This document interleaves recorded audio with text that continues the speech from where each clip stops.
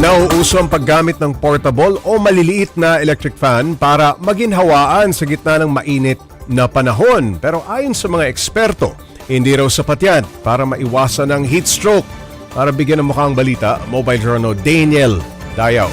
Hindi lang payong ang bitbit ngayon ng mga may lakad sa labas. Karamihan sa mga nakausap ko, may mga baong portable fan. Iwas lagkit at mahahanginan ka sa gitna ng maalinsangang panahon. Malaking tulong talaga.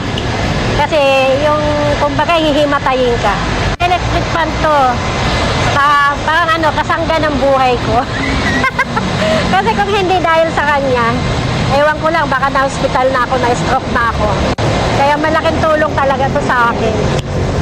Para naman sa mga commuter, dagdag ginhawa ito, lalo na kapag matagal ang biyahe.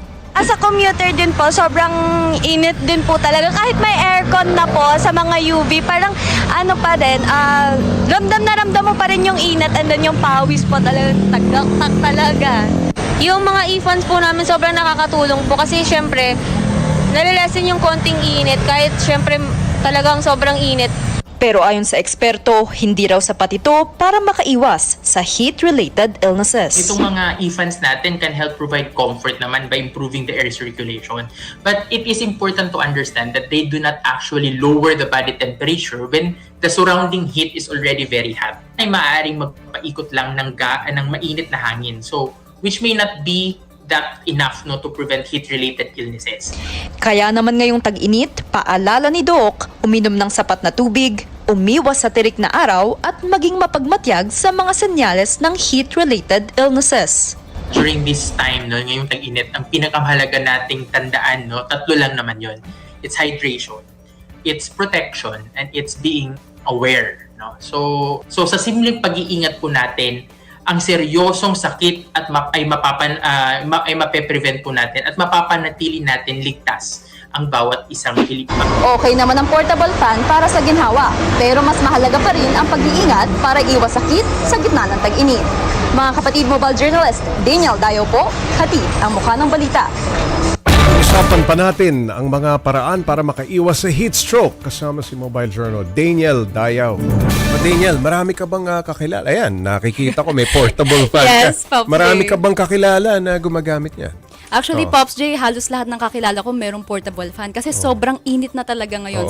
Kung makikita mo ako, meron din. At Convenient kasi Yes. tsaka usong-uso ngayon. usong-uso siya, Pops J. Pero for your information lang, Pops J, meron kasi mga branded na to at merong hindi. So, most likely na mga kakilala ko, nagre-resort sila sa mas mura kasi syempre, mataas ang bilihin ngayon eh. Correct. Oo. Ano ba ang senyales kapag medyo inaatake ka na ng mga heat stroke na yan? Anong senyales sa katawan mo? Actually, Pops J, merong heat stroke and heat exhaustion. So, Okay. heat exhaustion, yun yung pinaka-symptom. So, pwede kang pakiramdam mo, uhaw na uhaw ka, pakiramdam mo ay nahihilo ka. So, ayun yung mga early signs na dapat talaga ay pinapansin ng mga kapatid natin, lalo na sa extreme heat weather. Ayun. Daniel, sabi ni Doc, hindi mapapababa ng mga portable fan na gaya ng Yes. nasa harap mo, no? Yung temperatura ng katawan kapag tinututok mo na sa sarili mo. Anong payo ni Doc?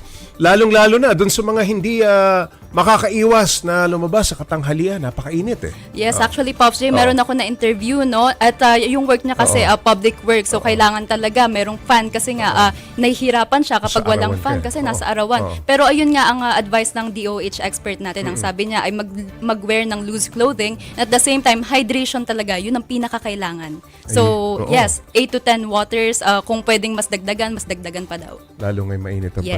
panahon. Okay, maraming salamat Mobile Journal Daniel Dayaw.